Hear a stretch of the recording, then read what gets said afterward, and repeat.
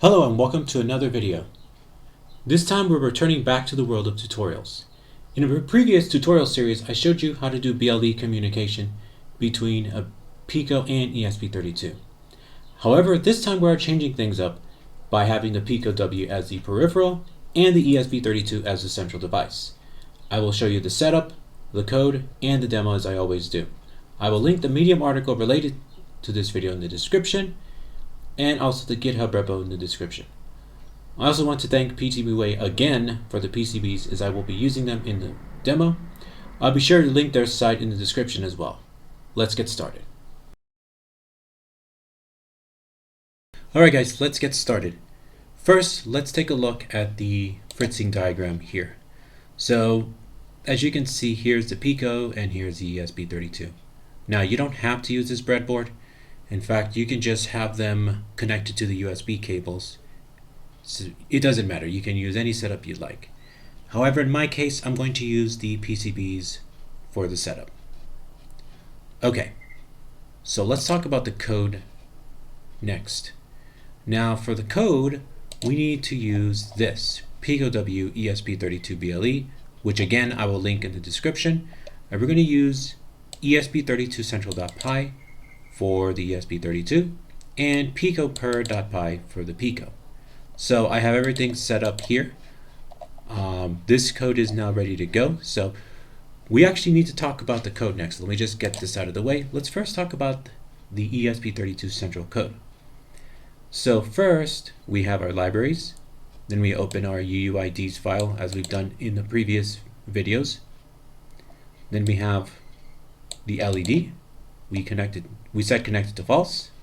We have our various variables for the IM, which is central, message, I am sending to, and message.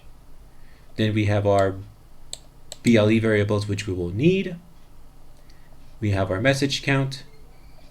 We have our encode and decode, which we've done many times before. We have our blink LED task, which we've done in previous videos. Then we have our receive data task, where we will receive data. So if there is data, it will simply write to it and it will say got it, and then we'll have a delay. We'll increment the message count. We'll have our timeout error, and then we'll have an exception in case it doesn't work. And then we have our BLE scan. Now this is similar to what we've done in the other tutorial.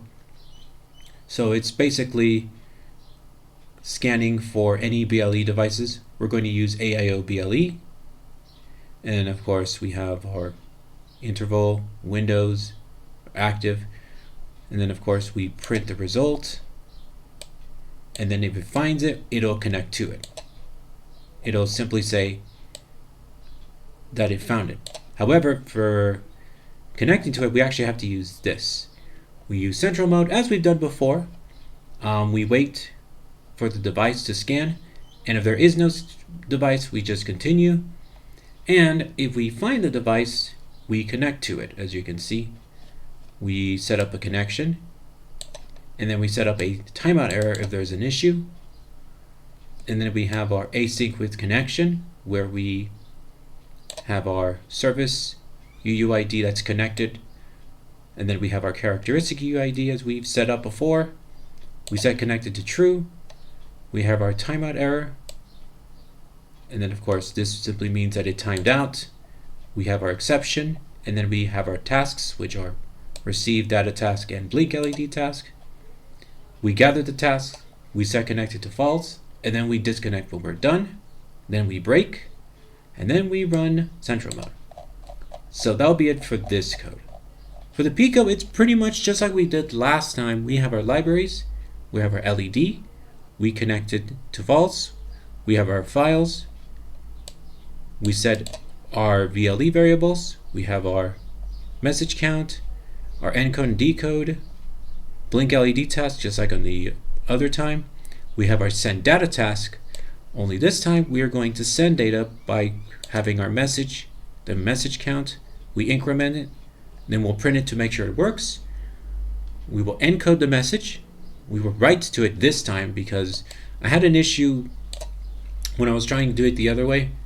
But yes, we're doing this. we have our delay, and then our exception, and then we have run peripheral mode as we've done before, where we set up our service EUID, then our characteristic, then we have to register our services. Then of course we say that this is starting to advertise, and then we have our await where we set up the parameters as usual. Then we set connected to true. Then we have our tasks.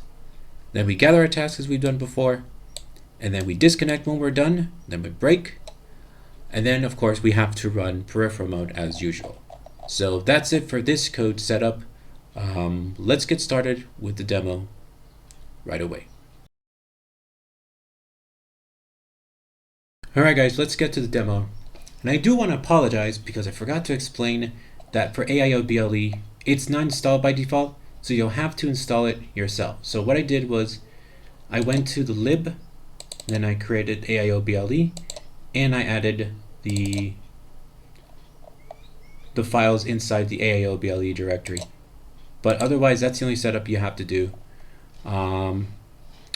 As far as the Pico, you don't have to do any setup since AIO BLE is installed by default, and if it's not, you can install it manually, just like with ESP32. So, alright, so let's first run the Pico. So we'll run the Pico. Alright, so it's advertising. Now let's run the ESP32. Now if there is any issues, I will see if maybe there's a problem. Okay, so now it's looking for peripheral. Now it's connecting. And as you can see, it's doing a count. So it is working now. And as you can see, it's saying hello from peripheral. So you can see it's sending it. And it says hello from peripheral with the count updating. And you can see it also says got it, just to make sure we are able to receive the data. And as you can see, the code is working. Now what you can't see is that the LEDs are working as usual, so unfortunately I can't show you that without having to get my camera out, but it does work. So let's end this quick demo right away. So end the Pico first, and let me end this one here. Alright, there you go. So we are done. So the demo, it has been successful, and that's it. So that's it for this video. I showed you how to communicate between an ESP32 and Pico, but this time the Pico is the peripheral and the ESP32 is the central device.